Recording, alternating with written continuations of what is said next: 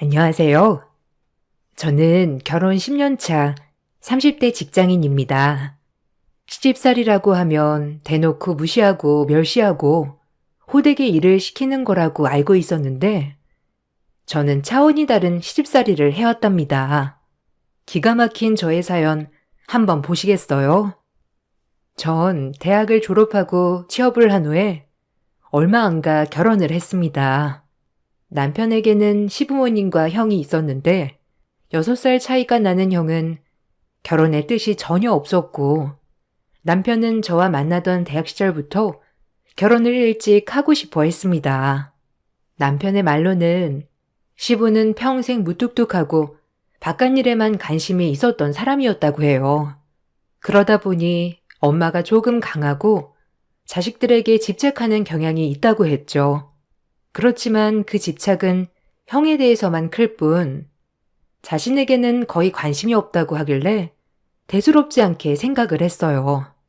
형이 결혼에 뜻이 없다고 하자 남편은 졸업 후 취업을 하자마자 결혼을 하겠다고 이야기를 했어요.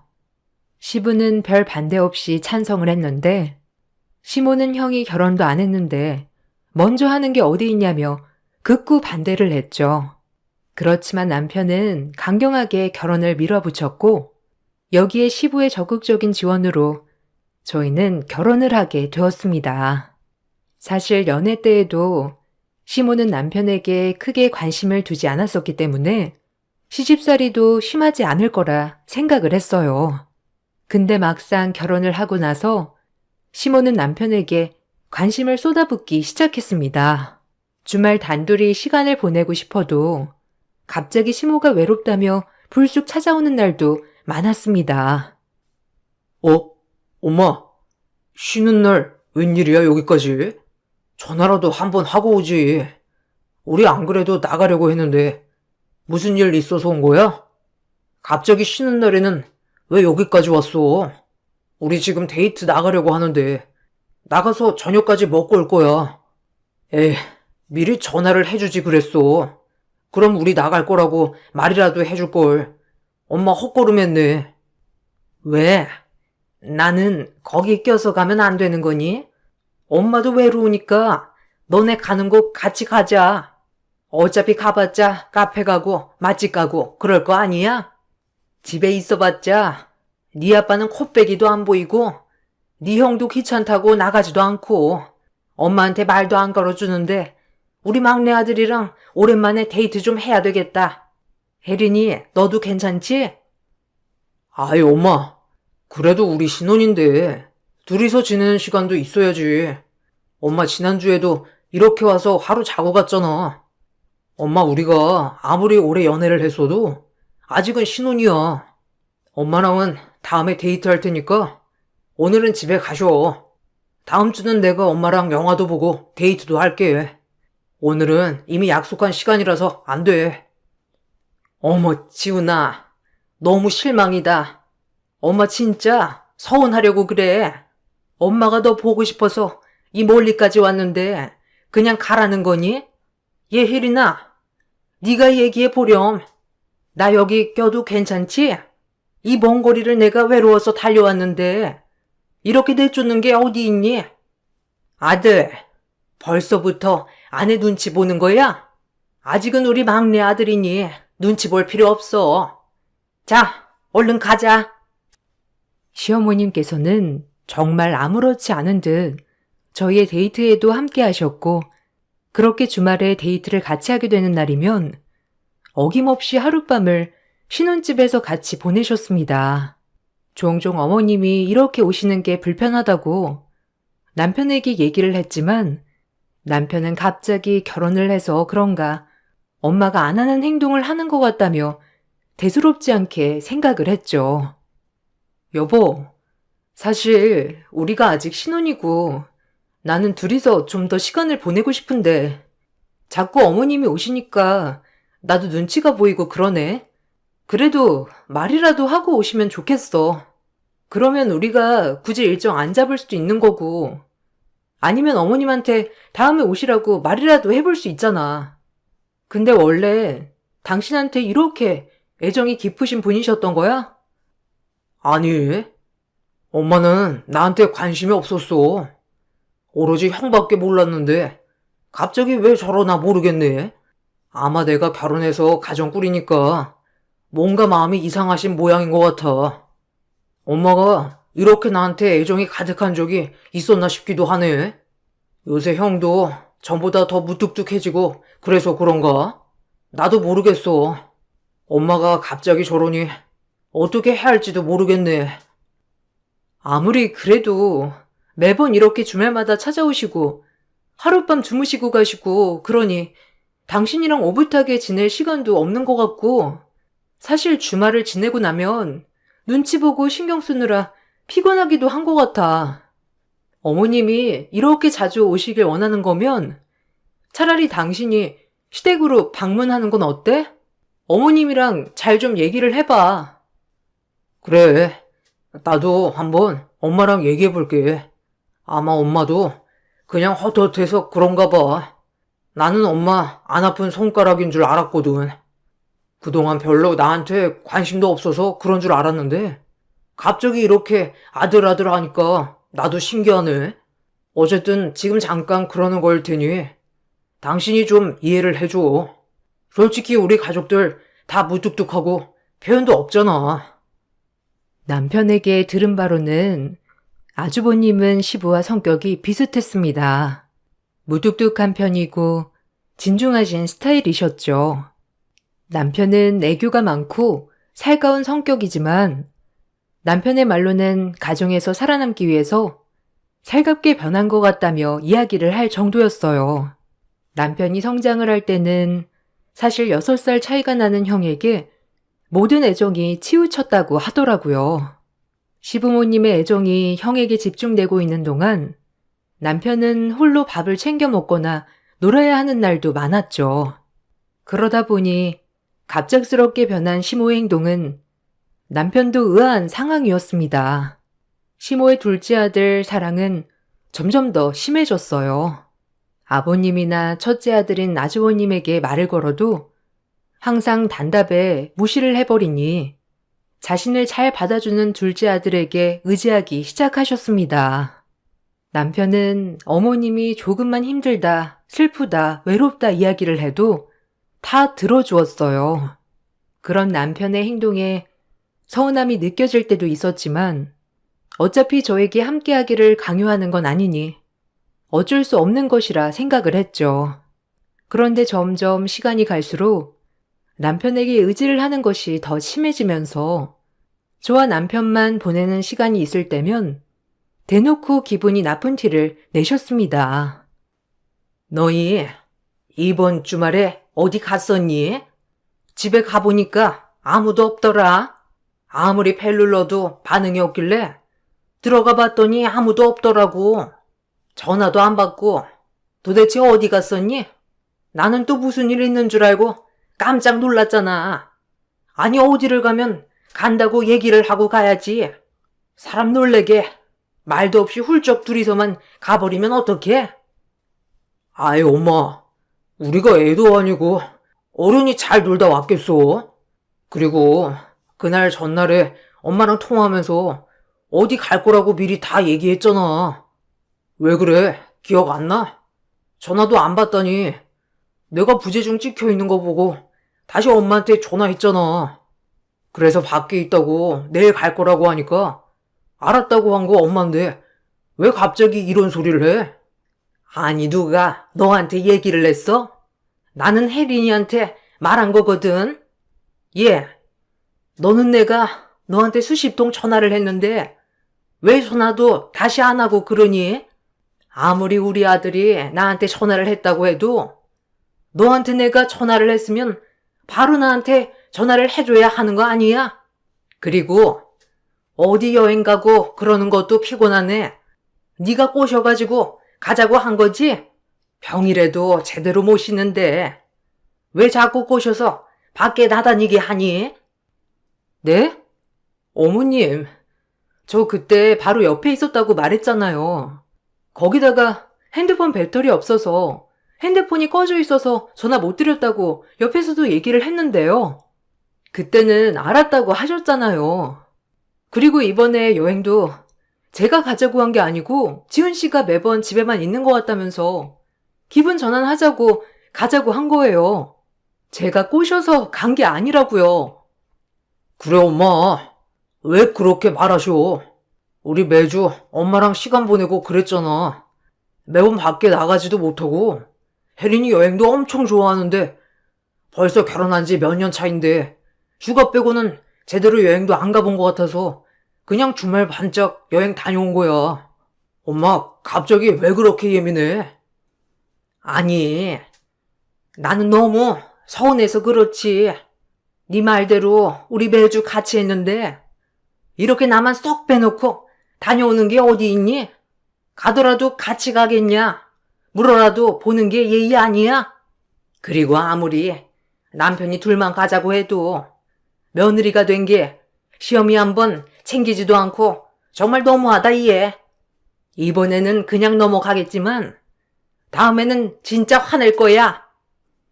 시어머님께서는 마치 자기가 함께해야 하는 걸 제가 제외를 시키는 것처럼 얘기를 하셨어요. 그럴 때마다 남편은 또 시어머니를 달랜다면서 둘이서 나가 외식도 하고 영화도 보기도 했죠. 시어머니를 댁까지 모셔다 드리고 들어온 남편을 보면서 나는 이 집에서 무엇일까 많은 생각을 하게 되었어요. 특히나 시아버님과 다투기라도 한 날이면 시어머니는 주저없이 저희 집에 아침이고 저녁이고 상관없이 들이닥치셨습니다. 어머님, 이 시간에 어떻게 오셨어요? 무슨 일 있으셨어요? 아니, 그 짐은 무슨 짐이에요? 짐 나오신 거예요?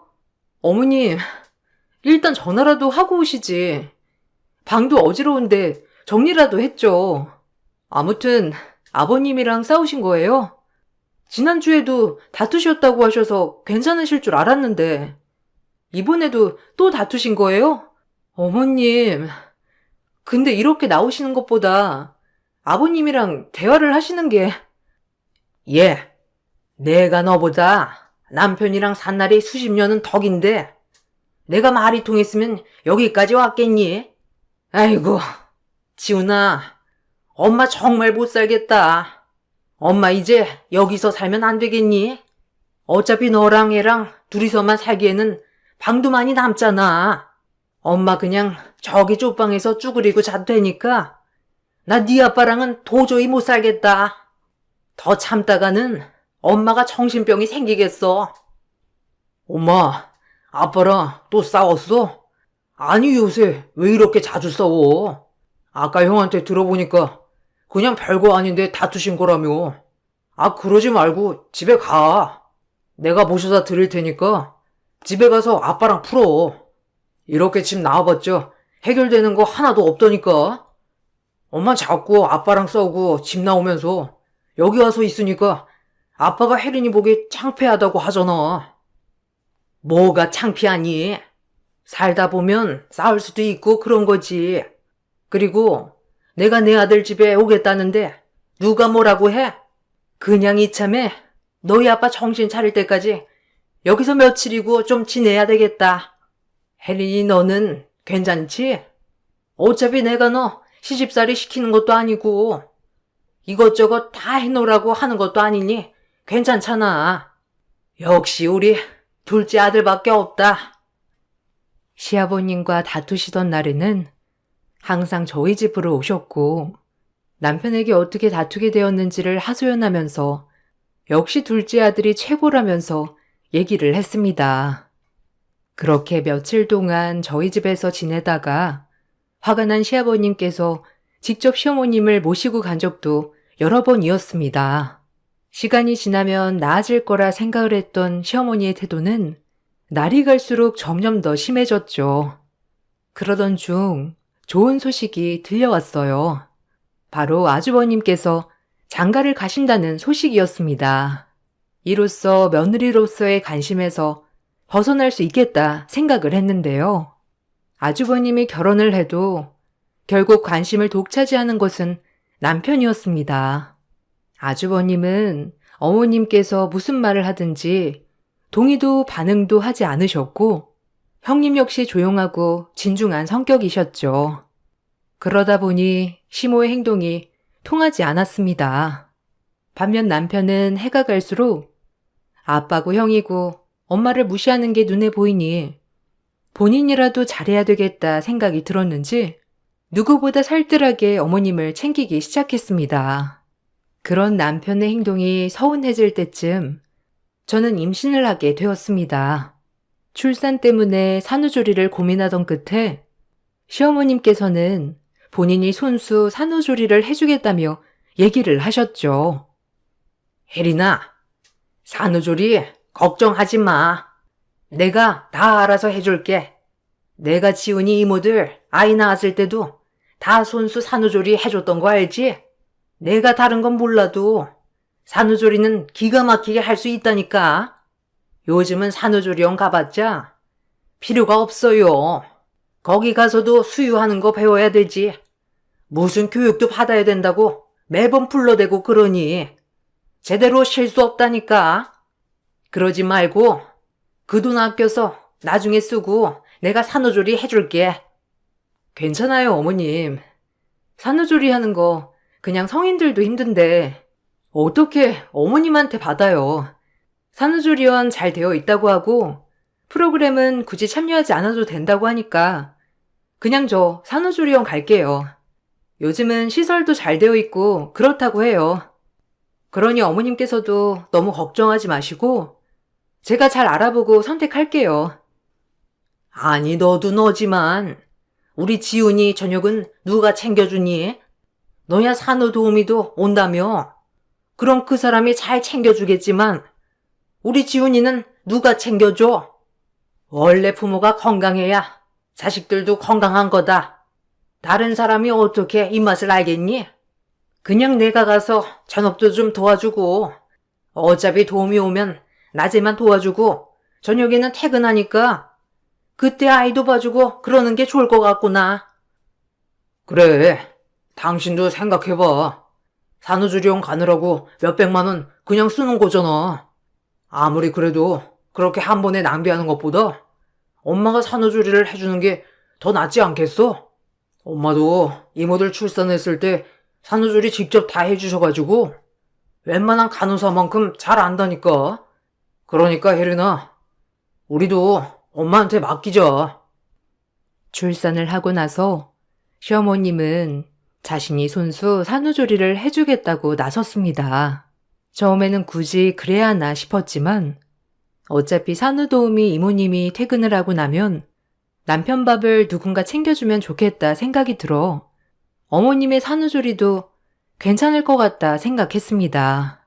그렇게 시어머님께서는 산후조리를 자처하고 저희 집으로 오게 되었죠. 3달 동안 집에서 산후조리를 해주겠다며 얘기를 하셨지만 결론적으로는 시모는 아무것도 하지 않고 집에서 지내기만 했습니다. 제가 너무나 서운했던 일은 시모가 남편만 따로 불러 저녁을 챙겨준 날도 많았다는 것이었어요. 시어머님은 남편을 불러 저녁마다 둘이서 술 한 잔씩 마시기도 했었는데요.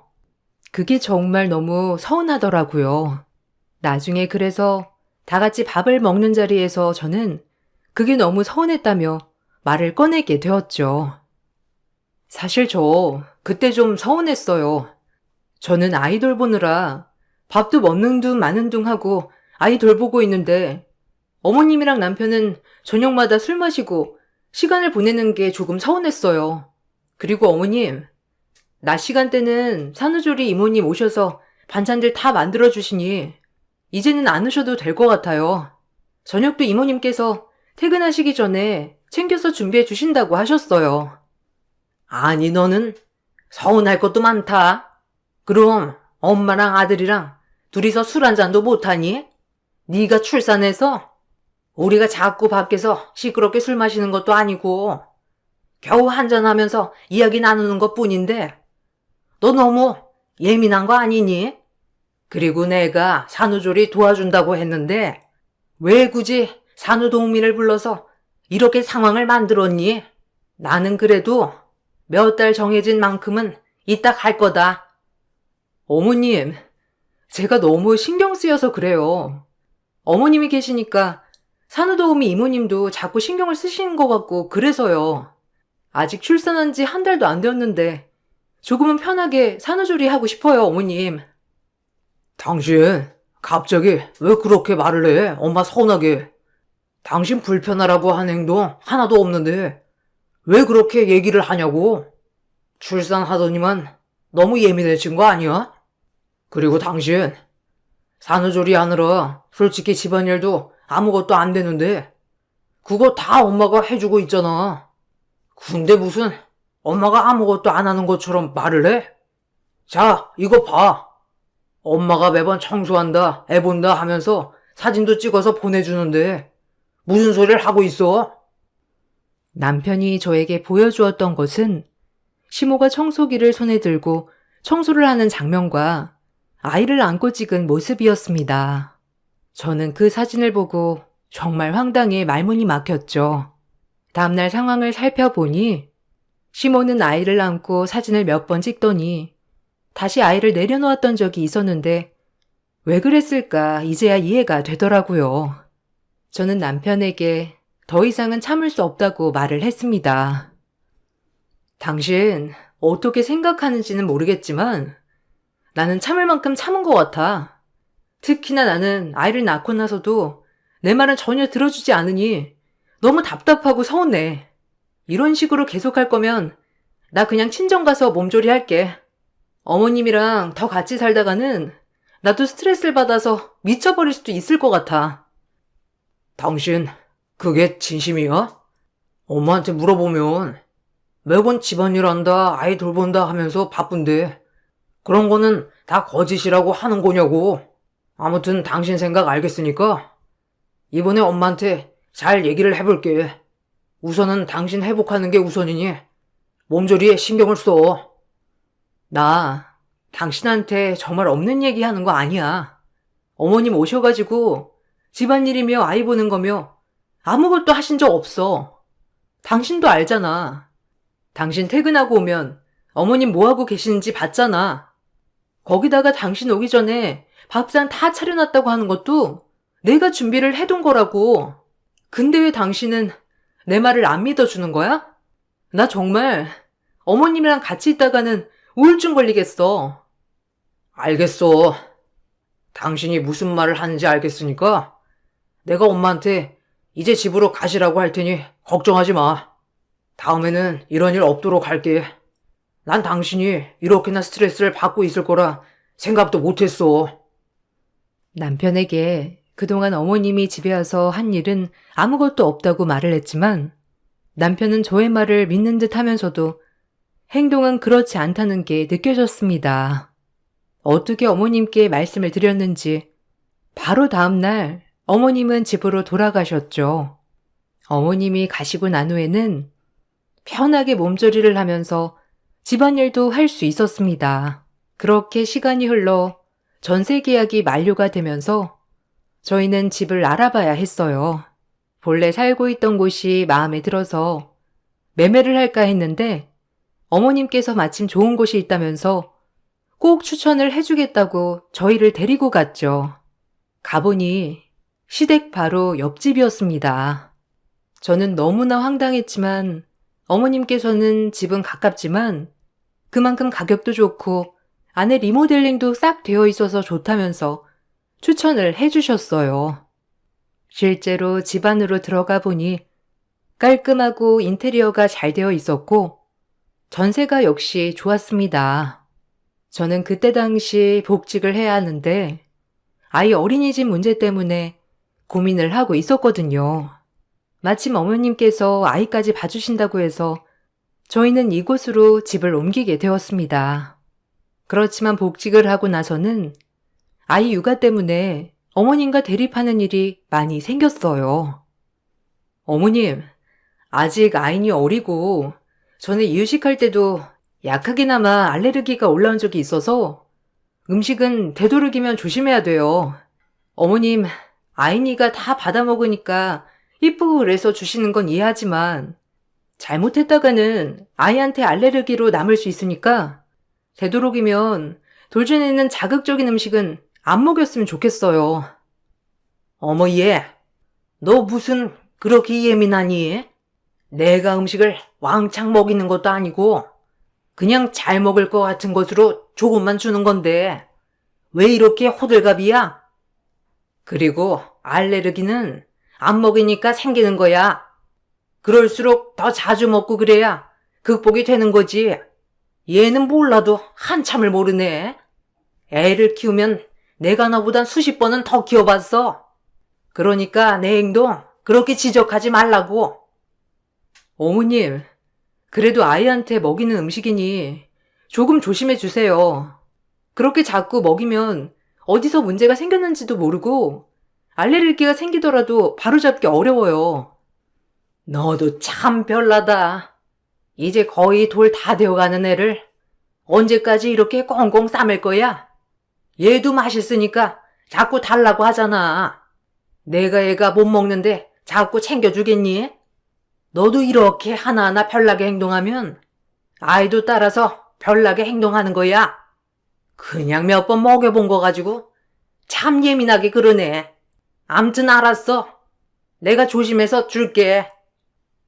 어머님께서는 말로는 저에게 그러지 않겠다며 말은 했지만 결국 뒤돌아서는 자극적인 음식을 또다시 아이에게 먹이기 시작하셨어요.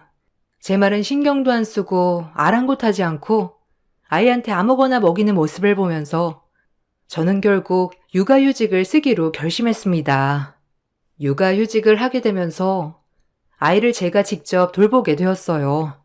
아이를 돌보다 보면 어머님과 마주할 일이 별로 없을 줄 알았는데 오히려 어머님은 집으로 자꾸 찾아와 세탁기가 고장났다며 이불 빨래를 시키던지 물이 안 나온다며 설거지거리를 잔뜩 가지고 와 제가 하도록 시키기도 했습니다. 세탁을 다 하고 챙겨서 시댁에 싸들고 가면 시모는 깔깔 웃으며 이제는 세탁기가 잘 돌아간다고 말을 하기도 했죠. 제 화가 폭발을 했던 날은 시모께서 제가 가지고 있는 알레르기 음식을 몰래 숨겨놓고 저에게 먹였을 때였습니다.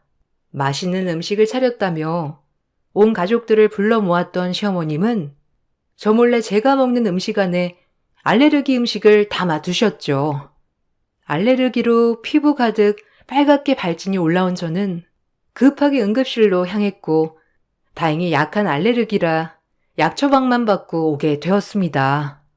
그 상황에서는 정말 당황스럽고 화가 많이 나더라고요. 평소 같았으면 그냥 지나갔겠지만 일부러 그랬을 거라 생각이 드니 그대로 시댁으로 향하게 되었죠. 어머님, 도대체 제가 알레르기 있다고 몇 번 말씀드려야 돼요. 저번에도 제가 알레르기 있다면서 누누이 얘기를 했잖아요.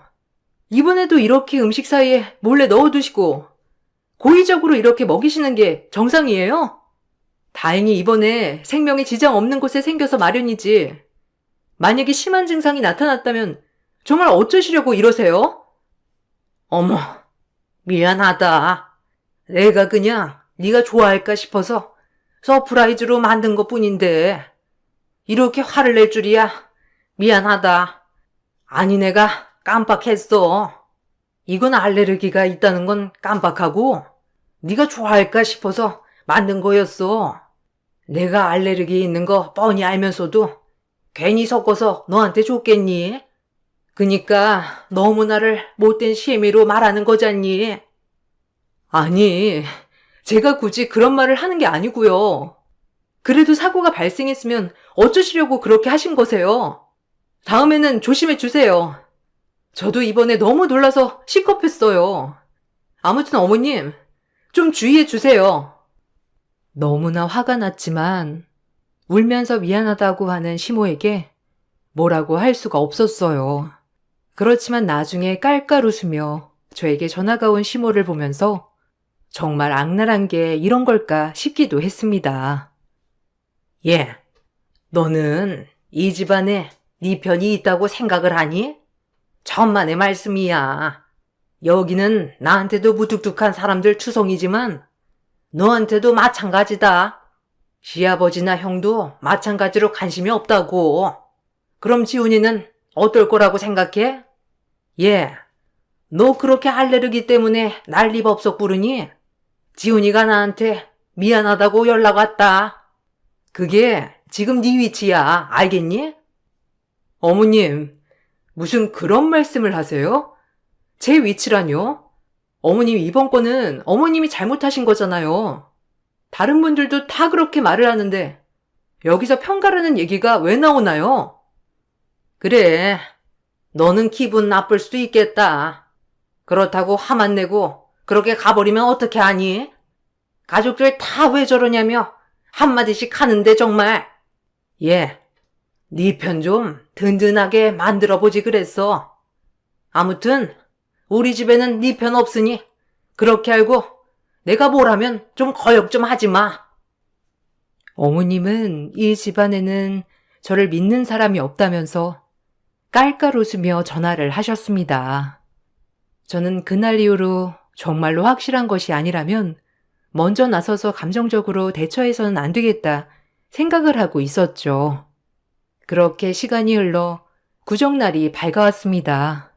온 가족이 새해 인사를 가게 되었는데 새해 인사를 가보니 시어머님께서 장롱 안에서 덜덜 떨면서 나오시지 않더라고요. 왜 그런가 해서 어머님께 신랑이 가서 물어보니 저 때문에 무서워서 밖에 못 나가겠다고 했다는 거예요.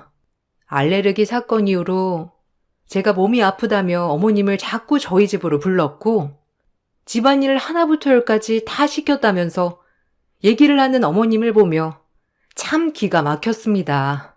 그러다가 갑자기 딱 떠오른 것이 바로 얼마 전에 설치한 24시간 안전 캠이었어요. 혹시나 하는 마음으로 설치를 했었는데 이렇게 활용을 하게 되었습니다.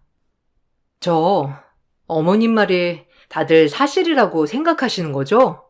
저희 집에 24시간 안전캠 설치되어 있어요. 궁금하시다면 가서 한번 보시죠.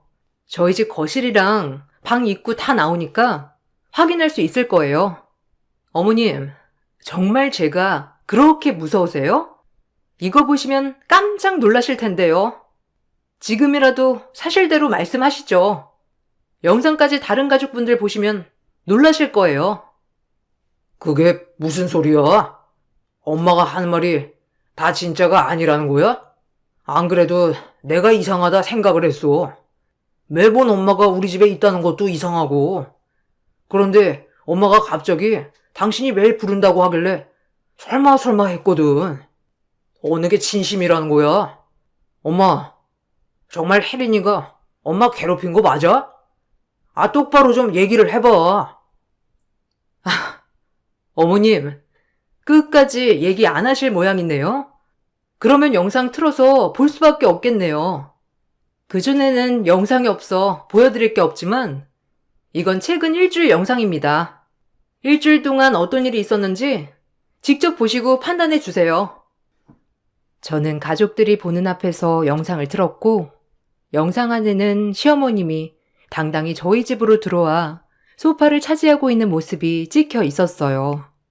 다른 가족들 앞에서는 저희 집 집안일이며 아이 육아며 다 본인이 맡아서 한다고 했지만 사실상 시어머님께서는 노느라 정신이 없으셨죠. 하루 종일 소파에 붙어 TV를 보다가 식사 때가 되면 제가 차린 밥상에 밥을 먹었고 그러다가 남편이 퇴근을 할 때가 되면 제가 안고 있던 아이도 본인이 데리고 가서 안아주며 놀아주는 척을 했다는 게 모두 담겨 있었습니다. 영상을 보고 모든 가족들은 입을 다물지 못했어요. 시어머님의 연극에 모두들 속아 넘어갔던 것이었습니다. 그때 이후로 시아버님께서는 시어머님께 같이 살 수 없다며 말을 하셨습니다. 시어머님은 싹싹 빌며 용서를 구하였죠. 처음에는 시아버님 대신 저희 남편과 살면 되겠지 생각을 했던 어머님께서는 남편마저 거부하자 마음이 급해지셨는지 저에게 미안하다며 연락을 해 오셨습니다.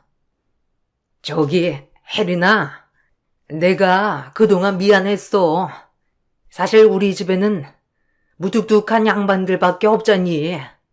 네 시아버지도 무뚝뚝하고 가정에는 영 관심이 없고 거기다가 큰애도 무뚝뚝하고 내가 하는 말에 대답도 제대로 안 해주고 그런데 큰애가 자기랑 똑같은 여자 데리고 와서 살고 있잖니. 근데 너희는 서로 알콩달콩 잘 살고 잘 지내는 모습을 보면서 나도 모르게 질투가 난 것 같아. 미안하다. 제발 나를 용서하고 우리 남편한테 좀 얘기를 해주겠니? 어머님, 저는 해드릴 수 있는 말이 없습니다. 어머님이 처음부터 저에게 솔직하셨다면 제가 이렇게까지 안 했을지도 모른다고 생각을 해요. 이제는 되돌릴 수 없는 일이라고 생각합니다. 저는 어머님이랑 앞으로 더 이상 마주하고 싶지 않네요. 제가 남편까지 어떻게 할 수 있는 건 아니니 그거에 대해서는 말씀 못 드리겠지만 앞으로 저랑 마주할 일은 없을 것 같습니다. 아이고, 혜린아. 내가 미안하다. 정말 잘못했어. 그러려고 그런 게 아닌데 한 번 그러기 시작하니 점점 더 심해졌던 것 같다. 내가 너무 유치하게 굴었지? 정말 미안하다. 잘못 던진 돌멩이에 가만히 있던 개구리가 죽어요. 다 큰 어른이라는 분이 교묘하게 앞뒤 다르게 행동해서 되겠어요? 이번 일은 어머님이 자초한 일이니 직접 감당하세요. 알겠다, 그럼. 시아버지랑 남편한테만 좀 내 얘기를 들어달라고 해주면 안 되겠어? 아무리 내가 얘기를 해도 들어주려고 하지 않아서 그래. 네가 말하면 다들 들어주지 않을까? 정신 차리세요. 이미 영상으로 다 봤잖아요. 어머님 앞뒤 다른 거 다 봤는데 그게 달라지겠어요? 그동안 얄미웠던 며느리 앞으로 안 보게 되니 속 시원하시겠어요? 그렇죠? 저한테 잘못됐다 싹싹 빌어보셔도 소용없습니다. 아버님과 남편은 어머님 편이시라면서요. 그러니 제가 해결해 드릴 수 있는 일은 아닌 것 같네요. 어머님께서는 자주 전화를 해선 잘못했다고 얘기를 하시곤 하지만 저는 그때의 차별 무시를 잊을 수가 없습니다. 아이 때문에 설치를 했던 안전캠이 이렇게 활용이 될 줄이야 상상도 못했네요. 어쨌든 그동안 억울한 점들이 많았지만 가족들의 평화를 위해 참았는데 이렇게 사건이 터지고 나서 보니 참는 것만이 능사는 아닌 것 같습니다. 남편은 지금도 전적으로 제 편이 되어주지 못했던 상황에 대해서 미안함을 이야기하곤 한답니다. 그럴 때마다 참 씁쓸하면서도 이제라도 바로잡아 다행이라 생각을 하네요. 저의 긴 사연 들어주셔서 감사합니다. 모두들 행복한 하루 보내시길 바랄게요.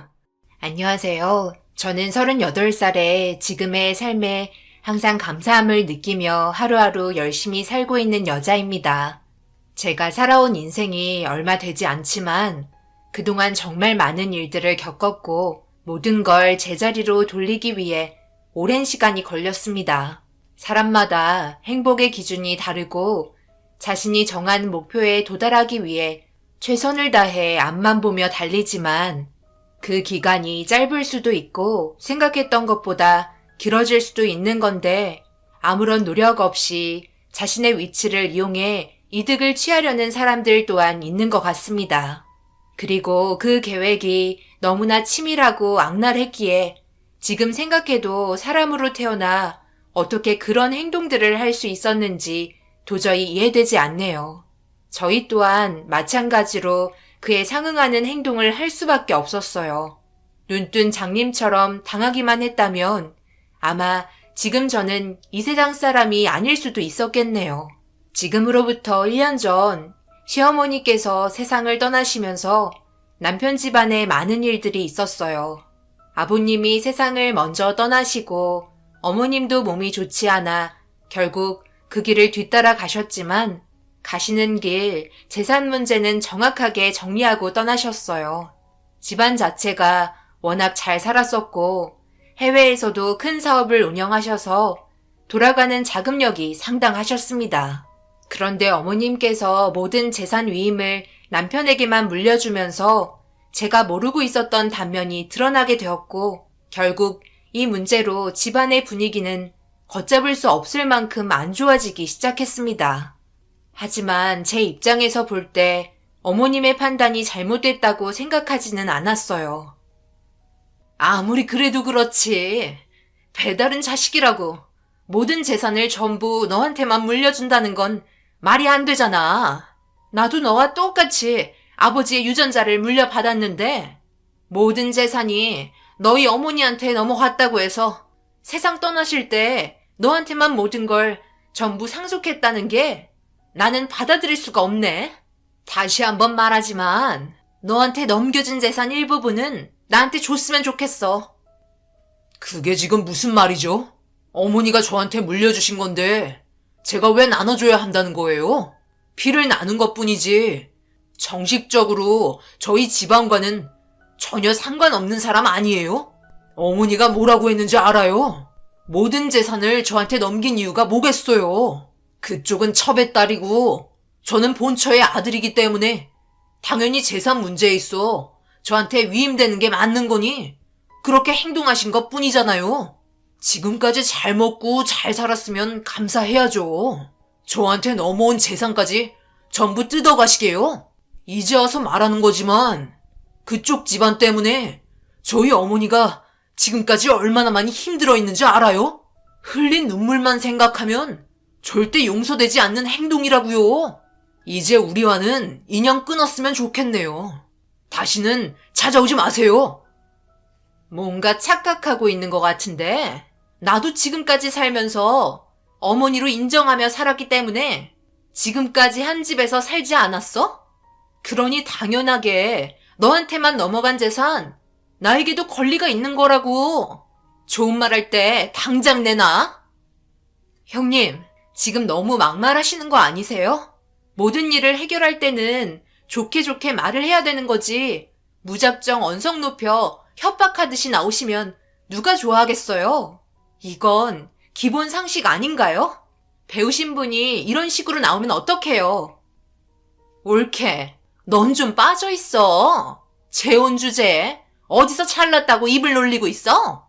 네가 우리 집안의 가정사를 전부 다 알고 나서서 얘기하는 거야? 결혼한 지 고작 2년밖에 안 됐으면서 감히 나한테 훈계질이야? 한 번만 더 나섰다간 내가 가만 안 둘 줄 알아?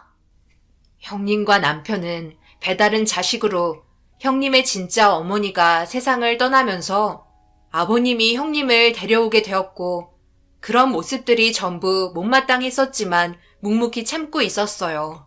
그 이유는 남편에게 모든 재산을 물려주기 위해서 끝까지 버티게 된 거였고 아버님이 세상을 떠난 이후 그동안 살면서 많은 스트레스를 받았었는지 시어머니 또한 암으로 세상을 떠나시게 되면서 계획했던 대로 모든 재산을 자기 아들에게 물려줄 수 있었습니다. 법적으로는 아무런 연관이 없었던 형님은 그래도 아버님의 유전자가 섞였다는 이유 하나만으로 남편의 재산을 탐하려 했고 그동안 어머님이 어떻게 살아왔는지 모든 걸 알고 있었던 남편은 그런 형님을 용서할 수 없었기에 재산을 나눠주려 하지 않았어요. 그리고 이 모든 걸 형님은 뒤에서 지켜보고 있었고 어머님과 남편의 계획을 알아내면서 자신의 이득을 취하기 위해 또 다른 계획을 세웠었네요. 너 요즘 병원 자주 왔다 갔다 하더라? 예전보다 더 심해졌다며? 약 먹는다고 증세가 좋아지겠니? 벌써 진행되고 있는데 너희 어머니랑 대화하는 거 내가 다 들었어. 그래서 올케와 급하게 결혼한 거 아니야? 나한테 재산 넘어오는 게 그렇게 싫어. 그런데 이걸 어쩐다? 어차피 너는 시간이 지날수록 점점 자기가 누군지도 모를 정도까지 병세가 악화될 텐데 결국 너희들이 패배한 거야. 계속 어디 한번 버텨봐. 모든 건 의사의 판단으로 이루어지니까. 옳게 병수발 드느라 힘들겠어. 형님은 한바탕 난리를 친 뒤에야 돌아가셨고 충격을 받은 남편은 비틀거리며 소파에 앉아 고통스러워하고 있었어요. 남편은 불행히도 초기 치매 판정을 받았었고 어머님의 몸이 좋지 않았을 당시 남편에게도 불행이 온 걸 알게 된 이후 다른 방법을 이용해 일 처리를 하려 했지만 형님이 사람을 붙여 항상 감시를 진행했고 일거수일투족 모든 걸 보고받고 있었습니다. 아버님의 잘못된 행동으로 인해 한 집안에 배다른 가족이 살면서 벌어지는 일로 인해 타인에게까지 영향을 끼치게 되었고 스트레스가 점점 심해지면서 남편의 병세는 빠르게 악화되어 가고 있었어요. 그런 모습을 지켜보고 있었던 저는 남편을 대신해 모든 걸 지켜내야만 했습니다. 그런데 제가 생각하지 못한 일이 벌어지면서 모든 건 걷잡을 수 없을 정도로 큰 사건이 터지고 말았네요. 형님에게는 저만 이 세상에 없으면 모든 일이 일사천리로 해결될 거라 생각했었나 봐요. 어제 형님에게 전화 왔어. 잠시 얼굴 좀 보자고 하더라고. 나 혼자만 나오라고 하던데 어떻게 하면 좋을까? 뭘 어떻게 해? 당연히 가면 안 되지. 무슨 봉변을 당하려고. 그냥 내 옆에 있는 게 좋을 것 같아. 절대 혼자 다니지 마. 무슨 일을 저지를지 모를 정도로 생각을 알 수 없는 사람이야. 당신이 어떤 마음으로 나가려고 하는지는 알겠는데 섣불리 행동하지 마. 생각한 거와 다르게 정말 악랄한 사람이니까. 내 기억이 전부 잊혀지기 전에 모든 걸 제자리로 돌려놓을게. 나도 저 사람 얼굴만 보면 나도 이가 갈리는 사람이야. 언제까지 기다려야 하는 건데? 모든 걸 해결해 주겠다며. 조금만 기다려줘. 이 시간도 얼마 가지 않아 끝날 테니까. 거의 다 준비되어 가고 있어. 당신까지 끌어들여 정말 미안해. 남편의 기억이 점점 잃게 되고 있는 걸 보면서 불안해지기 시작했어요. 제 얼굴을 알아볼 수 없을 정도로 심각해지면 그때 돼서 형님이 접근하게 될 거라는 걸 뻔히 알기 때문에 집으로 찾아올 때마다 불안해지기 시작했습니다. 그렇게 남편의 말대로 형님의 말을 무시하며 버티고 있었고 자기 뜻대로 움직여주지 않는 모습에 더 이상 참을 수 없었는지 병원에서 치료를 받으려 남편이 며칠간 입원하는 기간 동안 형님은 저에게 접근을 하게 되었고 사람을 시켜 알 수 없는 곳으로 저를 데려갔어요. 당장 말을 따르지 않는다면 더 안 좋은 상황이 올 것 같아 순순히 차에 올라탔습니다. 차 안은 밖에 보이지 않을 정도로 짙은 썬팅이 되어 있었고 누구와도 연락을 할 수 없게 제 핸드폰도 가져가면서 한참을 달렸어요. 그렇게 도착한 곳에서 차문이 열리자 찬바람과 동시에 짠내음이 코끝을 찔렀고 밖의 풍경은 쉬지 않고 치는 파도와 제 앞에 배 한 척이 놓여 있었습니다. 무슨 광경인지 몰라 두리번거리자 뒤에서 낯익은 구두 소리가 들려와 고개를 돌려보니 형님이 제 앞으로 다가왔어요. 무서운 눈빛으로 저를 바라보면서 제 살을 떨리게 만들었고 2번 다시 얼굴 안 봤으면 좋겠다는 말을 끝으로 손짓과 함께 배에 올려 태우려 하자 발버둥 치며 왜 이렇게까지 하는지 이유를 물어봤어요. 이유? 내가 그런 것까지 설명을 해줘야 돼? 그러니까 순순히 말을 듣지 그랬어. 내가 처음부터 얼굴 좀 보면서 얘기하자고 말했는데 그래서 그에 따른 응징을 해주려 하는 게 뭐가 잘못됐니? 그래도 너는 결혼한 지 얼마 되지 않았기 때문에 내가 기회를 주려고 했었지. 순순히 이혼한다면 아무런 해도 가지 않으려 했는데 끝까지 나를 무시하더라.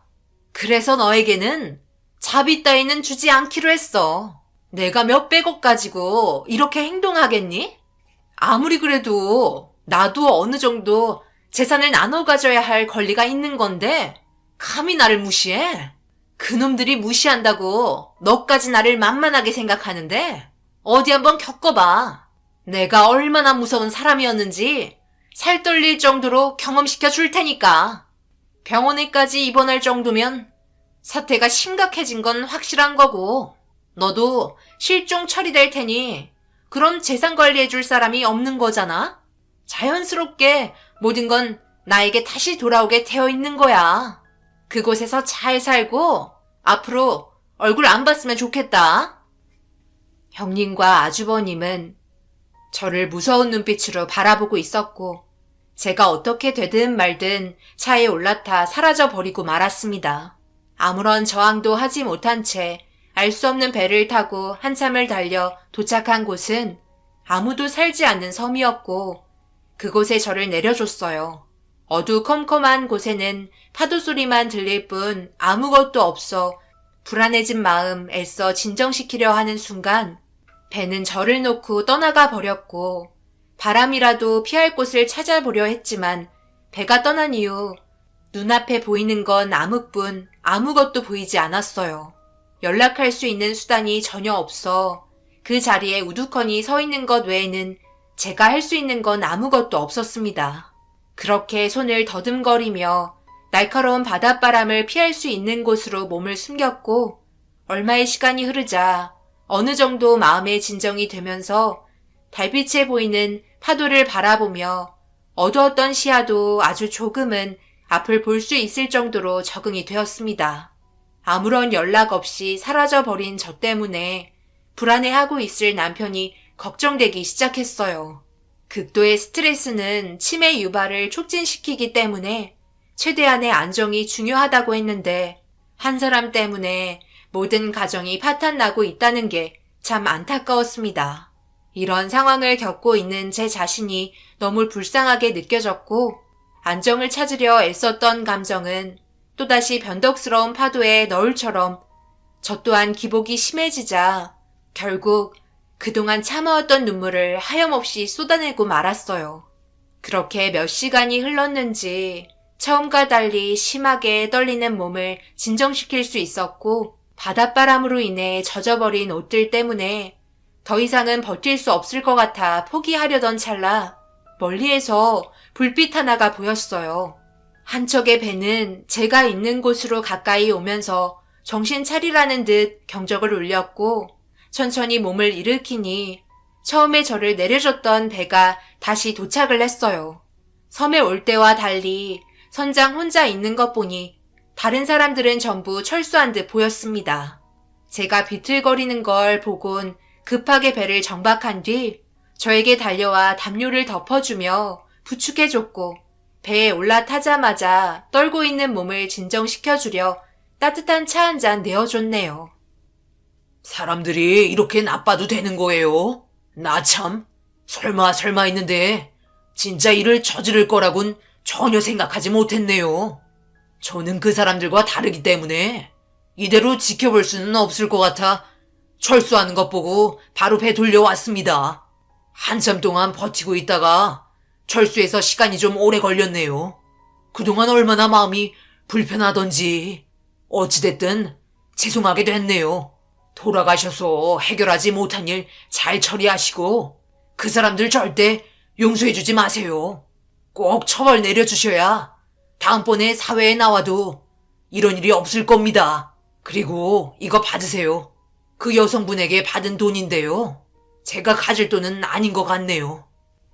선장은 자신이 한 행동에 대해 양심에 걸렸는지 다시 돌아와 저에게 용서를 빌었고 형님이 이 일을 처리해주는 대가로 건넨 돈까지 지어주며 그 사람을 용서해주지 말라고 얘기하며 자신의 행동 또한 저에게 사과를 했습니다. 무력으로 인해 어쩔 수 없이 움직일 수밖에 없었기 때문에 차후에 있을 보복이 두려워 경찰에도 신고조차 하지 못했다며 한동안 숨어 지낼 거란 말을 끝으로 저와 헤어지게 되었네요. 급하게 택시를 잡아 남편이 있는 병원으로 향했어요. 그런데 도착한 순간 아주버님과 형님이 늦은 새벽 시간인데 병원 입구에서 무언가 진지한 대화를 이어나가고 있는 모습을 발견하게 되었고 형님 내외를 피해 조심스럽게 남편이 있는 병실로 들어갔습니다. 들어가자마자 안절부절 못하며 핸드폰을 붙잡고 있던 남편을 부르자 저를 보며 그제서야 안심했는지 다리가 풀린 듯 주저앉았고 어떻게 된 거냐는 말에 불과 몇 시간 동안 있었던 일에 대해 설명해 줬어요. 제 말을 듣고 있던 남편이 이를 갈며 더 이상은 참을 수 없을 것 같다고 어딘가에 전화를 하기 시작했고 얼마나 진행이 되고 있는지 제가 알지 못하는 계획에 대해 의논을 하고 있었습니다. 분명히 병실로 올라올 거라는 걸 알기 때문에 몸을 숨겼고 아니나 다를까 형님 내외는 남편이 누워있는 병실에 노크를 한 뒤 조심스럽게 들어왔어요. 걱정되는 마음 움켜쥔 채 숨죽이고 있는데 앉아있는 남편을 보고 놀란 듯 대화를 이어나갔습니다. 아직 안 자고 있었어? 누구 기다리는 거야? 아니면 병세가 악화됐나? 내가 누군지 알아보겠어? 내 아내가 전화를 안 받네. 잠시 밖에 다녀온다고 한 뒤에 지금까지 연락 한 통 없어. 핸드폰도 꺼져 있고. 그래? 그런데 그걸 왜 나한테 물어보는 거야? 올케가 뭐라고 다니는지 나야 당연히 모르는 일이잖아. 이제 그만 연기하지 그래. 언제까지 이런 식으로 나갈 거야? 우리 부모님이 돌아가셨으니 당연히 남남 아냐? 어머니 뱃속에서 태어난 자식도 아니면서 뭐가 그리 떳떳한 거야? 지금이라도 나한테 무릎 꿇고 용서를 빌어. 그리고 내 앞에 다시는 나타나지 마. 마지막으로 해줄 수 있는 선처야. 그렇지 않으면 나도 더 이상은 가만히 있지 않을 거야. 자네 뭔가 단단히 착각하고 있는 것 같은데 우리가 뭐 했나? 왜 이렇게 범죄자로 몰고 가는 거야? 우리는 자네의 건강이 걱정돼서 찾아온 것뿐인데 너무 야박하게 굴지 말게나. 이래나 저래나 한 가족인 건 다름없잖아? 한 가족? 가족이 서로 헐뜯고 재산 가져가려고 사람이 해선 안 될 행동들을 하는 게 당신이 말한 가족인 거예요. 지금 당장 무릎 꿇고 손이 발이 되도록 저에게 눈물로 호소하며 싹싹 빌어요. 그렇지 않으면 더 이상 참을 수 없을 것 같네요. 마지막 경고에도 형님 내외는 자신의 잘못에 대해 시인하지 않았고 하고 싶은 말만 이어나가기 시작했어요. 제가 숨어있는 것도 모르고 바람나서 도망간 것 같다는 어이없는 말을 늘어놓으며 건강 상태가 좋지 않은 남편에게 모든 재산권 이임을 자기에게 해달라며 본색을 드러냈습니다. 제가 돌아오지 못할 거라고 생각했었는지 자신있게 자기들이 후견인으로 권한을 가져야 한다고 주장을 내세우고 있었어요. 아무 말 하지 않고 듣고 있던 남편이 제 이름을 부르는 순간 숨어있던 제가 걸어 나오자 섬에 있어야 할 사람이 앞에 서 있으니 충격을 받았는지 비명을 질렀고 뒷걸음질 치며 아무 말도 하지 못하고 있었어요. 어떻게 된 거냐고 다시 한번 기회를 줄 테니 설명하라고 얘기를 하자 형님 내에는 남편의 질문에 회피를 하면서 나중에 다시 대화하자고 도망치려 병실 문을 활짝 여는 순간 형님 내에는 그 자리에서 털썩 주저앉으며 봐선 안 될 사람을 본 것 같은 표정으로 누군가를 쳐다보고 있었습니다. 그건 다름 아닌 세상을 떠난 줄 알았던 전 남편이 모습을 드러냈고 믿을 수 없다는 듯 몸을 떨며 형님 내에는 전 남편을 바라보았네요. 모든 사건이 벌어지기 3년 전, 전 남편과 저는 그저 평범한 결혼 생활을 하며 잘 살고 있었습니다.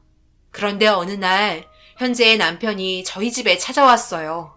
그 이유는 현 남편의 몸에 문제가 생긴 걸 알게 된 뒤 전 남편에게 임의 후견 계약을 하고 싶다는 제안을 하게 되었고 그럴 수 없다며 거절을 했지만 믿을 사람이 전 남편밖에 없다고 건강이 악화될 때 자신의 재산을 관리해 주길 바라고 있었어요. 현재 남편과 전 남편은 둘도 없는 친구 사이로 어렸을 적부터 지금까지 서로 믿고 의지했던 사이였어요. 그런데 어머님과 현 남편의 건강이 좋지 않아지면서 방법을 찾게 되던 도중 알게 된 게 임의 후견이었고 남편이 말한 대로 전 남편은 따르기로 했습니다. 그런데 그걸 알게 된 형님 내외가 전 남편의 계약을 무효화시키기 위해 해선 안 될 행동을 하게 되었고 심증은 있지만 정확한 자료가 없어 기적적으로 목숨을 구하게 된 전 남편이 뒤에서 형님 내외의 모든 계획을 알아내기 시작했어요. 다행히도 이미 후견 계획은 유지할 수 있었지만 전 남편이 세상을 떠나게 된 거라고 믿고 있었던 형님 내외가 후견인이 되기 위해 접근을 시도하였고 완벽한 증거를 찾지 못해 오락가락하던 현재의 남편의 부탁으로 전 남편과 이혼을 하고 현재의 남편과 재혼을 해 배우자로 재산권을 제가 줄 수 있었습니다. 예상하지 못했던 형님 내외는 박힌 돌을 빼내기 위해 저를 섬에 보냈고 오랜 기간 참아왔던 만큼 형님 내에는 한 번에 모두 집어넣을 수 있을 정도의 증거를 확보해 전 남편이 돌아오게 된 거였어요. 그동안 내 남편의 목숨을 위협했던 저놈들을 용서하고 싶지 않아 꾹 참고 있었고 그토록 바라던 결실을 맺게 되는 순간이었습니다. 여보, 저 사람이 어떻게 저기 있는 거야? 지금 이게 무슨 상황이냐고. 분명히 확실하게 처리했다며. 일 처리를 왜 이런 식으로 해? 분명 내가 확실하게 봤는데 숨 안 쉬는 것까지 확인했다고. 어떻게 이런 일이 벌어질 수 있는 거지? 사람 목숨 그렇게 쉽게 끊어지지 않더라고. 내가 그동안 얼마나 이를 갈았는지 알아? 너희들에겐 세금으로 나가는 콩밥도 먹이기 아깝지만 나라법을 따라야 하니 구치소에서 평생 썩을 준비나 하라고. 이게 뭔 줄 알아? 너희가 그동안 세웠던 계획이었고 그동안의 녹취록, 사진, 그리고 법정에 섰을 때 증인으로 나서주겠다던 사람들의 각서야. 사람의 탈을 쓰고 어떻게 이런 일을 꾸밀 수 있는 거야? 내가 이미 후견으로 계획했다고 사람을 시켜 범행을 저질러? 다행히도 지나가던 행인이 아니었다면 나는 당연히 이 세상 사람이 아니었겠지. 그런데 사람이 잘못된 행동을 하면 어떤 일이 벌어지는 줄 알아? 양심이란 게 있어서 결국 그 현장에 다시 나타나게 되어 있거든.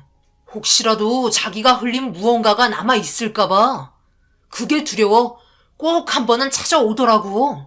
그래서 내가 쓰러진 위치에 다시 가보니 내 머리를 내리쳤던 그 사람이 주변에 자기가 흘린 무언가가 있는지 찾으려 다시 왔길래 누가 시킨 건지 알아내게 되었고 그 사람 또한 법적인 처벌을 달게 받겠다며 증인으로 출석한다고 각서까지 받았어.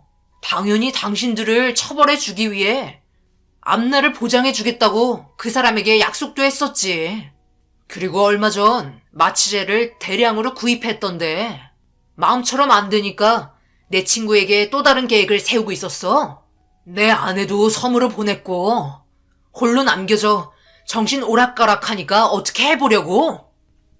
전 남편은 모든 증거물과 대화 내용이 담긴 서류 봉투를 그놈들에게 던졌고 그 안에 있던 자료들을 보고 경악을 하고 말았어요.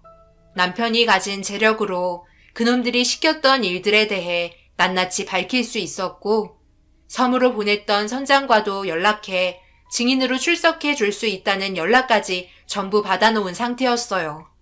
경찰의 도움을 받을 수도 있었지만 정확한 증거가 없었기 때문에 섣불리 행동하게 되었다면 모든 건 물거품으로 돌아갈 것 같아 현 남편과 전 남편의 계획대로 움직이게 되었고 그동안 참고 또 참아왔던 감정이 그제서야 터지면서 그 사람들의 멱살을 잡고 말았네요.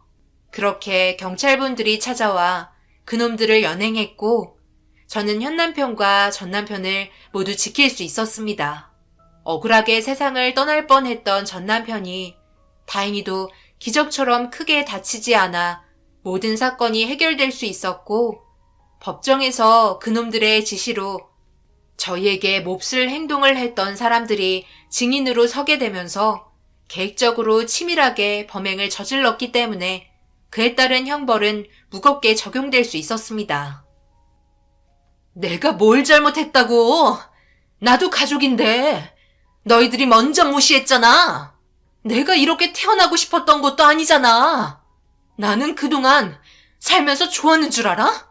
너희 집에 얹혀 사는 동안 얼마나 많은 눈치를 보며 살았었는데.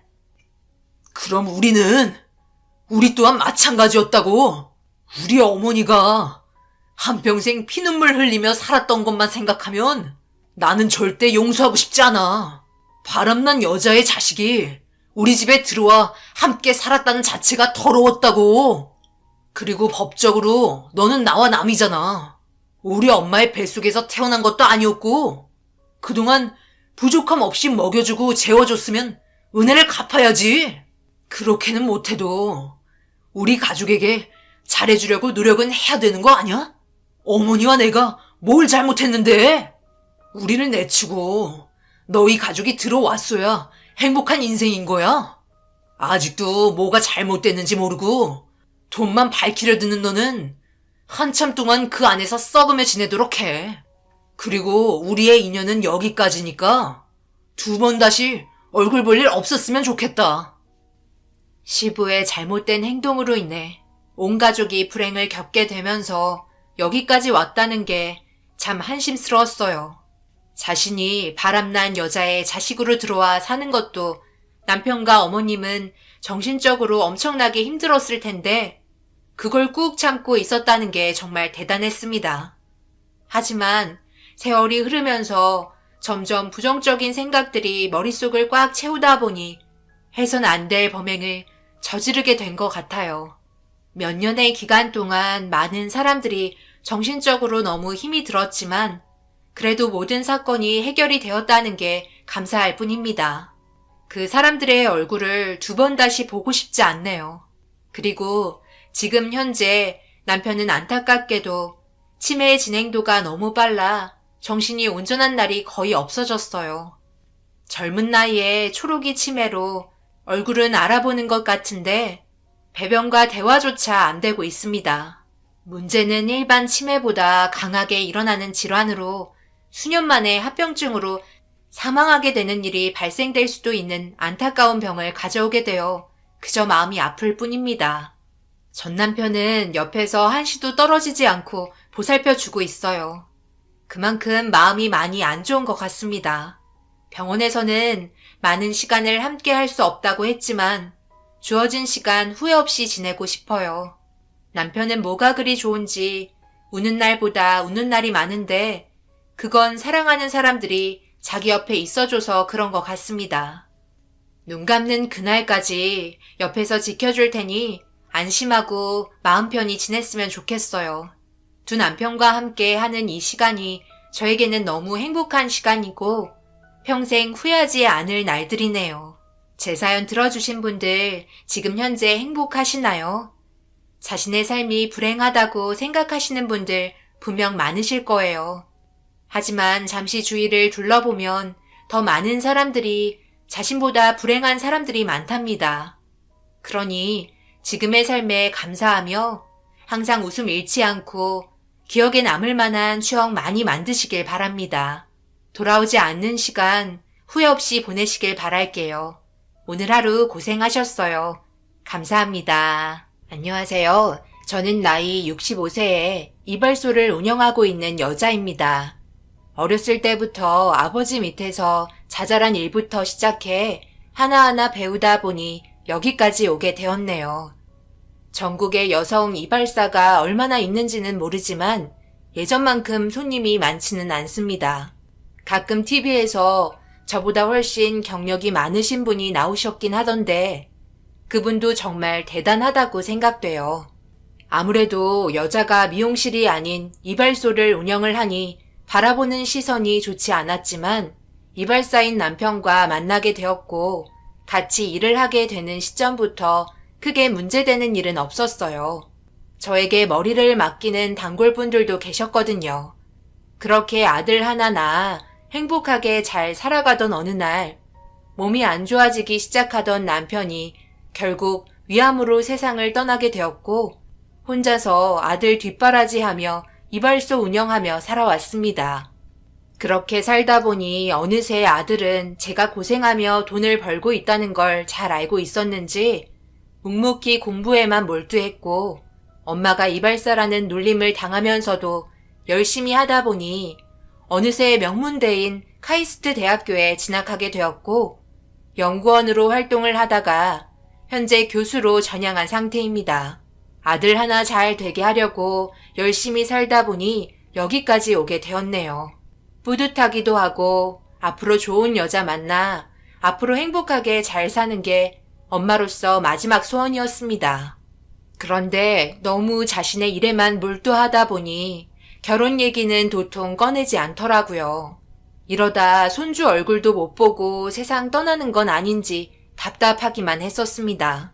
아무래도 학교에 있는 시간이 많다 보니 외부 활동을 하지 않아서 배우자감을 찾지 못하는 것 같아 몇 번을 물어보았지만 아들은 평생 결혼하지 않겠다는 충격적인 말을 꺼내게 되었고 엄마인 저로서는 그런 모습이 안타까울 뿐이었어요. 워낙 일찍 남편을 잃게 된 저는 하루하루 늙어갈 때마다 그 사람의 빈자리가 점점 크게 다가왔는데 그때마다 느끼는 건 한평생 눈 감을 때까지 사랑하는 사람이 옆에 있어야 외롭지 않고 살아갈 수 있다는 걸 너무 잘 알고 있었어요. 그런데 그걸 아직 모르고 있는 아들은 좀 더 자신의 일에 열중하고 싶은 마음이 큰 것 같았습니다. 제가 강제로 뭘 할 수 있는 것도 없고 뜻대로 되지 않는 거라 사람 인연이라는 건 아무도 모르기 때문에 언젠가 아들에게도 좋은 사람이 찾아올 거라 믿고 있었어요. 그렇게 열심히 살며 지내던 어느 날 아들에게 생각지도 못한 대답을 듣게 되었고 자기와 마음이 맞는 여자와 만나고 있다며 조만간 얼굴 보여주겠다며 아무런 준비가 되지 않은 상태에서 듣게 된 말에 당황하였고 믿을 수 없는 아들의 말에 귀를 의심하며 몇 번이나 되물었어요. 얼마나 좋은 사람이길래 아들이 그녀를 선택한 건지 너무 궁금했고 그날이 하루빨리 오길 기대했습니다. 그런데 기대하고 있는 만큼 실망도 큰 법이라고 주말에 아들과 함께 걸어 들어온 여자를 보는 순간 제 기대는 산산조각이 나고 말았어요. 아들보다 나이가 많아 보였고 제가 상상했던 이미지와는 너무나 다른 모습에 말까지 더듬으며 정말 둘이 연애하는 사이인지 물어보았고 아들 입에서 나온 말은 충격이었네요. 같은 학교에서 근무하고 있고요. 지금 현재 이 사람은 영양사로 저희 학교 음식 담당 업무를 맡고 있어요. 안녕하세요, 어머님. 말씀 많이 들었어요. 처음에는 도현 씨가 장난으로 하는 말인 줄 알았는데 정말 이발소를 운영하시네요. 대단하세요. 미용실이 아닌 이발소는 남자분들만 와서 굉장히 드실 텐데 이 일을 오랫동안 해오셨다면서요. 미용실 할 생각은 없으세요? 그래도 오랜 기간 하셨으면 이발소보다 미용실이 좋을 텐데요. 처음 뵙는 자리에서 제가 너무 말이 많았죠? 워낙 신기하기도 하고 처음 이발소에 들어와 봤거든요. 면도까지 해주시는 거예요? 여자가 할 일은 아닌 것 같은데. 어머니께서 여기에서 오랫동안 일하시고 버는 돈으로 내 뒷바라지 다 해주셨어. 정말 대단하신 분이야. 그러니까 둘이 만나고 있었다고? 언제부터였는데 오랜 기간 만난 사이인 것 같진 않은데 왜 이리 친해 보여? 아무래도 같은 학교이고 밥 먹을 때마다 보는 얼굴이라 대화는 많이 나눴었어요. 알고 지낸 지 2년 정도 됐고 정식적으로 만난 건 3개월이 지나가네요. 그동안 몇 번 대화하면서 느낀 건 서로 통하는 부분이 많다는 거예요. 벌써 둘은 서로 좋아하는 감정에 눈빛을 주고받고 있었어요. 둘만 좋다면 그게 상관은 없지만 엄마인 입장에서 좀 더 조건이 괜찮은 여자를 만날 거라 생각했었는데 같은 학교의 교수도 아니고 영양사라는 말이 조금 걸렸습니다. 제가 그동안 살면서 열심히 뒷바라지 해준 이유는 그래도 좋은 조건의 여자가 아니더라도 비슷한 사람과 만나길 원했었는데 생각했던 거와 다른 방향으로 흘러가서 조금 아쉽긴 했었어요. 그래서 인사 왔을 때 밝은 표정으로 받아줄 수는 없었어요. 이왕 온 거 근처에서 그래도 꽤 이름 있는 식당에 찾아가 우리 아들이 왜 그녀를 선택했는지 좀 더 진지하게 대화해보기로 했어요. 그래도 근처에서 여기가 음식 맛이 제일 괜찮은 곳이에요. 영양사 일을 하셔서 입이 까다롭거나 하신 건 아니시죠? 저 입 전혀 까다롭지 않아요. 아무거나 잘 먹는 성격이고 가리는 것도 없어요. 신경 써주셔서 감사합니다. 저희 아들한테 입이 닳도록 그렇게 말을 해도 여자 만날 생각 없다고 하더니 갑자기 연애를 하고 있다는 말에 제가 어찌나 놀랐는지 충격을 받았다니까요. 그래도 같은 학교면 거의 매일 얼굴을 볼 수 있겠어요. 그렇죠. 하루에도 몇 번씩 얼굴 보는걸요. 거기에다 밥도 같이 먹으니까 안 좋은 점보다 좋은 점이 훨씬 많아요. 결혼 생각은 하면서 만나고 있는 거죠. 서로 나이도 적지 않은데 그냥 연애만 하려고 만나는 건 아닐 것 같아서요. 어머니, 지금 저희 정식으로 만난 지 3개월 됐어요. 시간을 두고 천천히 생각할 문제이니 너무 조급해하지 마세요. 그래도 학교에서 알고 지낸 지는 2년 정도 되었으니 서로 어느 정도는 성격 파악하고 있어요. 현재까지 아무 트러블 없이 잘 지내고 있으니 나중에 더 진전이 있으면 그때 다시 얘기해 드릴게요. 그렇다고 결혼 생각이 없다는 건 아니에요. 둘의 마음이 확실히 좋은 감정으로 만나고 있다는 걸 느낄 수 있었고 그저 아들이 행복하면 그걸로 만족하기로 했어요.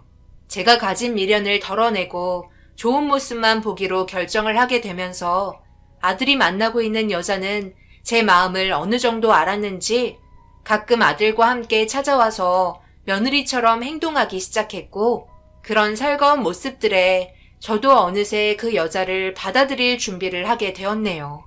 그렇게 시간이 지나 둘의 관계는 더욱더 진지해졌고 결혼 얘기까지 나오게 되면서 상견례 일정까지 계획을 잡았습니다.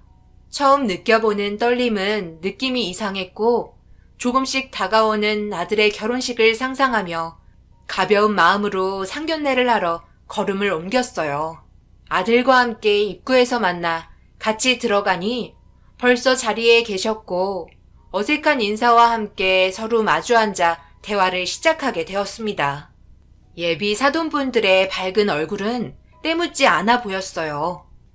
말 많이 들었습니다.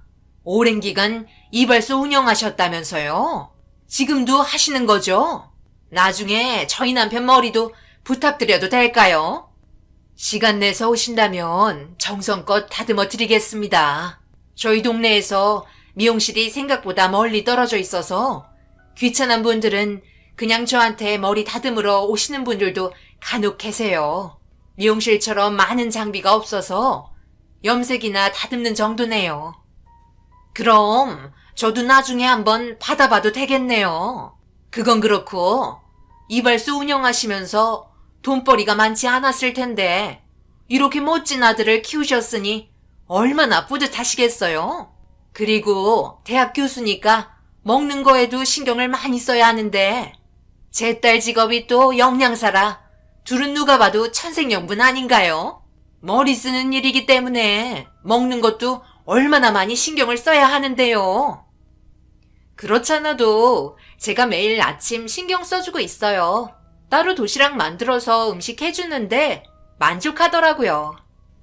화기애애한 분위기에 모두가 웃고 떠들며 어색하지 않았고 그렇게 둘이 원하는 대로 결혼식 날짜까지 잡게 되었어요. 좀 이른 감이 없진 않나 싶었지만 그래도 좋은 게 좋은 거라고 앞으로 맞춰나가면 될 거라 생각하며 둘을 축복해 주었고 정신없이 결혼식을 준비하며 바쁘게 지내오고 있었고 저도 제 위치에서 열심히 일하며 곧 있을 결혼식을 대비해 하나하나 준비하고 있었어요. 그런데 문 닫을 시간도 가까워 오고 더 이상 손님도 오지 않을 것 같아 정리하고 있는데 시끌벅적한 소리와 함께 누군가가 들어왔고 바닥을 쓸다가 고개를 들어본 순간 안싸돈이 사람들을 데리고 들어왔더라고요. 아직 일 안 끝났죠? 봐봐. 나도 여기 처음 와봤는데 여자가 이발소 한다는 게 얼마나 신기한 줄 몰라. 아유, 갑자기 와서 당황스러우셨나 보다. 제가 여기 온 건 안 써돈 돈 좀 벌게 해드리고 싶어 이렇게 찾아왔어요. 제가 손이 좀 넓어서 곧 결혼할 사이에 엄마가 혼자서 이발소를 운영한다고 하니까 모두들 궁금하다며 보고 싶다고 하길래 제 딸에게 주소 물어보고 이렇게 왔네요. 사람 없을 시간에 오는 게 좋을 것 같아 이 시간으로 결정했는데 괜찮죠? 예, 일단 너부터 잘라봐. 여기는 미용실이랑 달라서 그냥 다듬는 정도만 된다고 하더라고. 오늘 돈 좀 벌어드리게. 갑자기 많은 사람들을 데리고 들어와서는 저를 동물 보는 것처럼 구경을 하더니 이발소를 두리번거리고 있었어요. 마감 시간이고 그날따라 손님도 많았기 때문에 힘이 들긴 했지만 애써 시간 내서 찾아왔는데 그냥 돌려보내는 것도 예의는 아닌 것 같아 다듬어 드릴 수만 있다고 설명한 뒤 자리를 만들어 앉으라고 얘기했는데 모두들 저를 바라보며 머뭇거리더라고요. 아무래도 미용실이 아닌 이발소에서 머리를 자르는 게 두려운 것 같아 동네 아줌마들도 가끔 찾아와서 수다도 떨면서 머리 다듬고 가신다며 친절하게 설명해 드렸지만 머리를 자를 생각은 아무도 없었습니다. 점점 분위기가 어색해지고 어떻게 해야 할지 몰라 난감해하고 있는데 그 순간 안사돈이 저를 보며 이상한 말을 하기 시작했어요. 아유, 어쩔 수 없네. 다음에 자르는 걸로 해야겠어요. 오늘은 그냥 궁금해서 와보긴 한 건데 그래도 제가 불편하실 것 같아 한두 명은 머리 잘라야 한다니까 말을 듣지 않네요. 저는 얼마 전에 미용실 다녀와서 다듬지 않아도 되거든요. 이참에 이발소 접고 미용실 하는 게 어때요? 여자가 이발소 한다는 게 남들 시선도 그렇고 이상하잖아요? 뭐가 이상하다는 거죠? 지금까지 잘해오고 있고 여기 이발소는 저희 아버지부터 해오신 공간이에요. 지금 이 나이에 미용실 할 생각 없고 제가 하고 싶을 때만 하면서 용돈벌이식으로 하고 있으니 그런 말까지 하는 건 좀 실례 같네요. 사돈, 잠시 이쪽으로 좀 와봐요. 솔직하게 얘기해드리면 제가 얼굴 들고 다니기가 창피해서 그래요. 사위는 명문대학교 연구원 교수인데 사돈은 콕딱지만한 동네에서 미용실도 아닌 여자가 이발소를 운영하고 있으니 제가 뭐라고 말을 하기도 그렇고 시선도 별로 좋지 않아요. 용돈을 벌더라도 그냥 미용실 하나 차려서 하는 게 어떻겠어요? 안사돈 아버님께서 운영하신 게 현재 뭐가 중요해요? 저희 집안이랑 사위의 이미지가 중요한 거죠. 안 그래요? 지금 그 말이 하고 싶어서 여기 온 거예요? 그렇게 할 일이 없어요. 남의 가정사를 참견하시는 건 예의가 아니죠. 저니까 이런 말 해드리는 거예요. 아유, 정말 답답하시네. 어디 창피해서 고개 들고 다니겠어요? 이발소 운영하는 여자는 한국에서 좋은 이미지로 보이지 않는다고요. 혼자 입장만 생각하지 마시고 그쪽 아드님이 앞으로의 인생을 봤을 때 좋은 이미지로 남겨줄 수 있을지 생각해 보세요. 제가 하고 싶은 말은 대충 끝난 것 같으니 가볼게요. 안사돈의 말에 너무 충격을 받았고 이발소에 온 목적은 다른 속셈이 있었어요. 아들은 대학 교수인데 저는 이발소를 운영하고 있으니 그게 마음에 들지 않았던 것 같았고 저를 이상한 사람처럼 바라보며 한심해하고 있었어요. 상견례 할 때와는 전혀 다른 모습을 보여주는 게 당황스러워 그 뒤로 아무 말도 하지 못했습니다. 한 가족이 될 분들에게 이런 말을 들으니 참 씁쓸하더라고요. 제가 이상한 거래서 돈을 버는 것도 아니고 힘들게 한 푼 두 푼 모아서 아들 좋은 대학 교수 만들어 놨는데 그런 저를 창피해 한다는 게 너무 마음이 안 좋았습니다. 결국 이 문제를 아들에게 털어놓게 되었어요. 아들은 제가 한 질문에 갑자기 왜 그런 말을 하냐며 지금까지 살면서 단 한 번도 엄마를 창피해 한 적 없다고 진지하게 얘기하기 시작했고 저는 아들의 대답에 다른 시선으로 안 좋게 보는 사람들도 있다며 이발소를 그만둬야 할지 물어보자 제 말이 끝나자마자 노발대발하기 시작했어요. 일이 힘들어서 그만하는 게 아닌 남들의 시선으로 그만두는 거면 절대 안 된다고 화를 내기 시작했습니다. 그 이유는 아들과 저는 이발소에서 서로 눈물 흘리며 온갖 추억들이 너무나도 많기 때문에 놓을 수 없는 공간이었어요. 제가 심각한 말투로 얘기하니 걱정이 되었는지 아들은 누가 그런 말을 꺼냈냐며 흥분하기 시작했고, 차마 안사돈이 직접 찾아와 면전에 대고 그런 말을 했었다며 일러 바치는 건 아닌 것 같아 대충 흘려 넘겼습니다. 그렇게 마음의 상처를 입고 아들의 결혼 문제에 안사돈의 성격이 문제가 될 수도 있을 것 같아 고민을 하고 있었어요. 그렇게 며칠의 시간이 흐르는 동안 머릿속이 정리가 되지 않았는데 예비 며느리와 안사돈이 이발소를 찾아왔고 늦은 시간 뭔 일인가 싶어 그때의 상처 때문에 굳은 얼굴 표정으로 무슨 일이냐고 물어봤어요. 지나가다 겸사겸사 들렸죠. 무슨 일이 꼭 있어야 들리나요? 요즘 손님은 많아요. 딱 보니 오늘 파리만 날린 것 같은데. 무슨 말을 하고 싶어서 오신 거예요? 제가 오늘은 좀 피곤해서 들어가고 싶은데 일 없으면 다음에 오시면 안 될까요? 그리고 오시려면 미리 연락을 주시던가 하셔야죠. 무턱대고 자기 집 드나들듯 왔다 갔다 하시는 거 별로 좋지 않네요. 그래요. 제가 왜 찾아왔겠어요? 생각은 해보셨어요? 제가 이렇게까지 말하는 게 오지랖이라고 생각하지 마세요. 저희 입장도 고려해 달라는 거예요. 우리 딸이 안사돈이 뭐하냐고 물어보면 그냥 집에서 쉬고 있다고 둘러댄대요. 정말 그렇게 말했니? 아니, 제가 떳떳하지 못한 일을 하고 있는 거예요? 왜 계속 이래라 저래라 하시는 거예요? 그렇게 말씀하시는 거 보니 타인의 이미지를 상당히 많이 생각하시는 것 같은데 이렇게까지 하실 거면 이 결혼 없던 걸로 하는 게 좋을 것 같네요. 사람이 있는 그대로의 모습을 좋아해줘야 하는 거지. 남들 시선 생각하며 막말하시는 거 보기 좋지 않네요. 어머님, 저희도 다 생각해서 하는 말인 거예요. 이제 결혼식도 다가오고 있는데 신랑감 집안 물어보면 그이는 대학 교수라고 떳떳하게 말을 하는데 어머님이 이발소에서 일을 하고 있다는 건 차마 입이 떨어지지 않더라고요. 그래서 미용실 하면 좋겠다고 제가 엄마한테 먼저 말을 꺼내게 된 거고 그래서 엄마가 여기 이발소에 찾아온 거예요. 그렇게 말을 해도 저는 이발소 계속 할 거고 미용실 할 생각 없으니 그런 부분들이 불만이면 이 결혼 무효 처리하는 게 옳다고 생각되네요. 저희 아들도 이 문제 때문에 물어봤는데 제 의견을 존중해 주더라고요. 한 번만 더 이 문제로 찾아오신다면 그때는 저도 가만히 있을 수는 없을 것 같아요. 더 이상 참견하지 않았으면 좋겠네요. 그럼 저는 더 이상 할 말 없으니 돌아가세요. 양쪽 길을 막아버리니 뭐가 보이겠어요?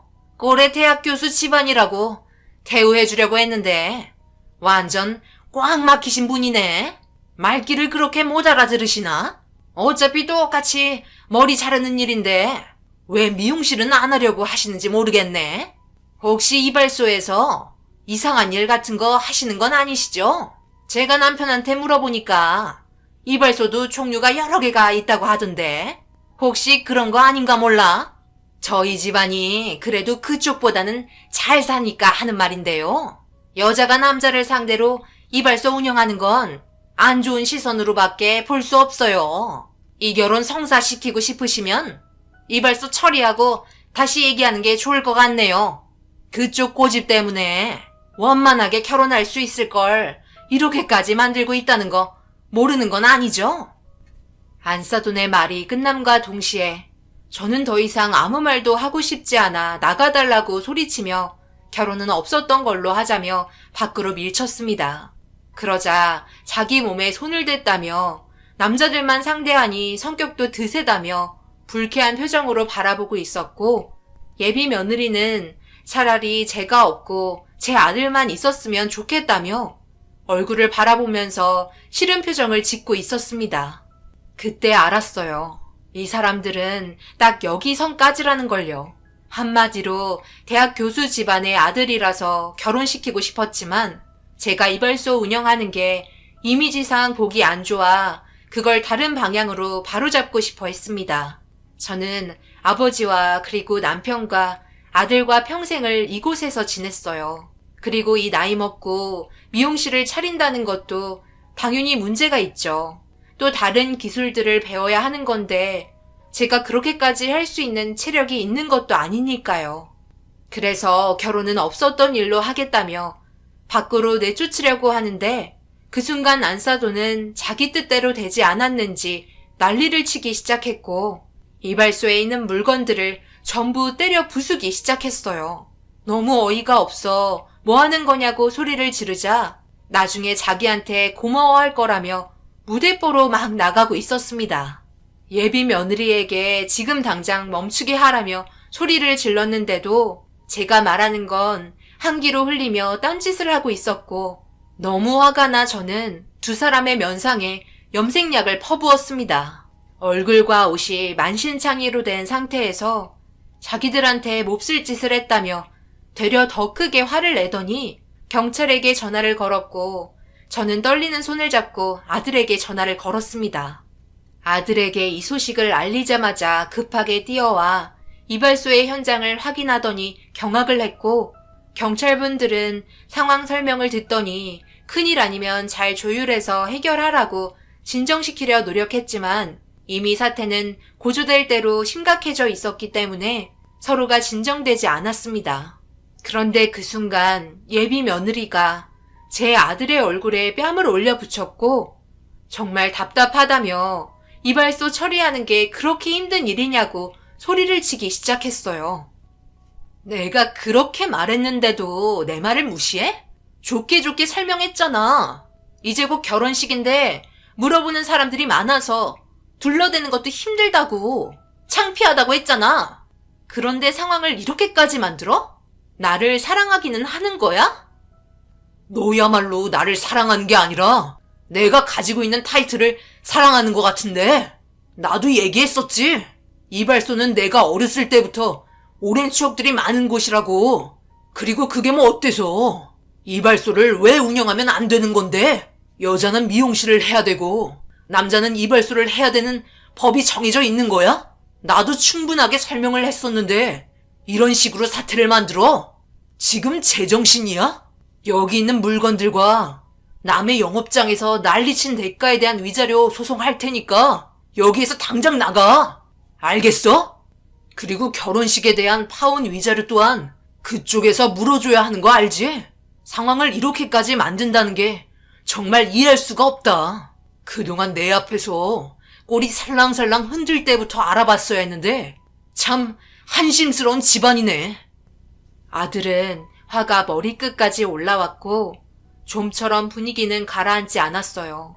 결국 이 문제로 경찰서에까지 가게 되는 상황까지 생겼고 저희가 잘못한 건 하나도 없었습니다. 되려 상대방 측에서 영업 방해와 기물파손죄 그리고 이 문제로 인해 파혼 소송까지 전부 위자료를 청구하게 되었네요. 이 일로 인해 두 번 다시 얼굴을 볼 일은 없었지만 아들은 이 문제로 꽤 많은 충격을 받았는지 괴로워하고 있었어요.